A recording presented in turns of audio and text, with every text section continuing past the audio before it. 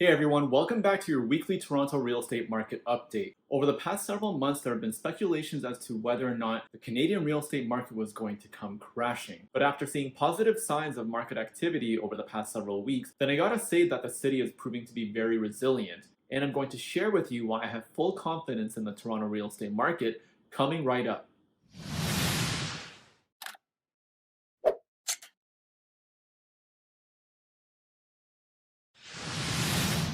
What's up, everyone? So, if you're here joining me for the first time, my name is Fred, and I'm bringing you real estate market updates for the city of Toronto every single week. And if you are here watching for the first time, these updates are really going to help you out, especially if you're entering the market as a seller or a buyer, and to stay on top with the latest real estate news and the most updated information. So, if you're new here, consider subscribing and liking this video, and let's dive right into the content, starting with single-family homes. So, in this housing segment, we saw that home sales fell by 44% last week compared to the previous week.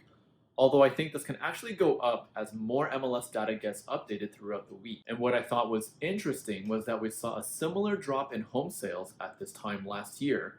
And although there was a drop in sales, it did pick up again rather quickly. And you'll see this in next Monday's episode, so be sure to tune in on June 1st.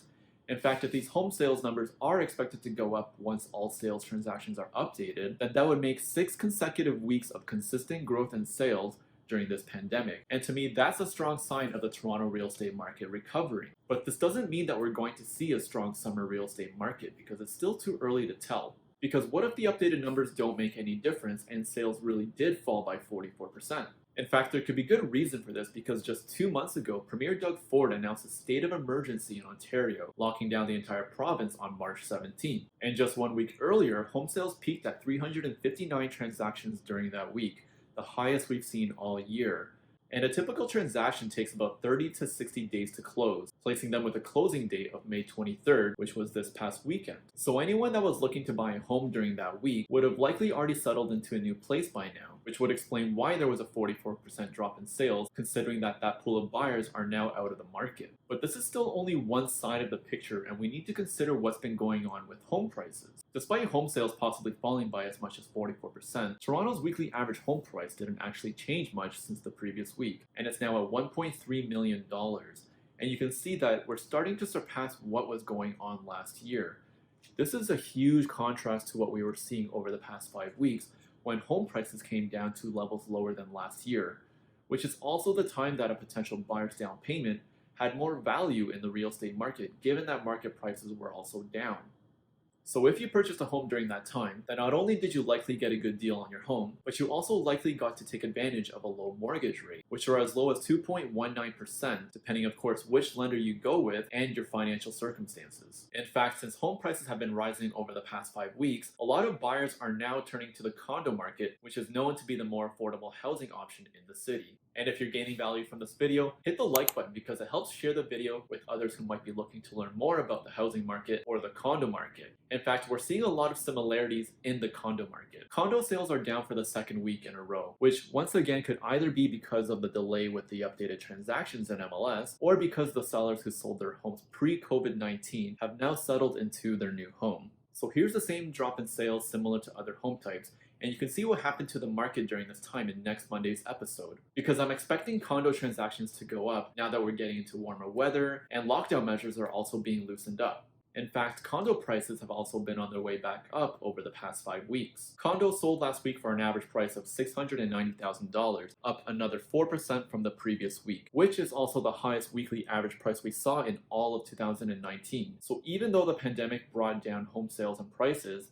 Toronto's condo market continues to show resilience with prices going up. And I think it was about 2 months ago in an earlier episode when I mentioned that once we see new listings outpacing canceled listings by a wide margin, then this would be an early sign of a recovering Toronto real estate market. New home listings are at 326 last week, with 115 listings canceled, or 1 listing canceled for every 3 put on the market. Compare that to just 5 weeks earlier, when the ratio was almost 1-to-1. The same applies to condos, with 489 new listings and 161 canceled, which also works out to be a 3-to-1 ratio.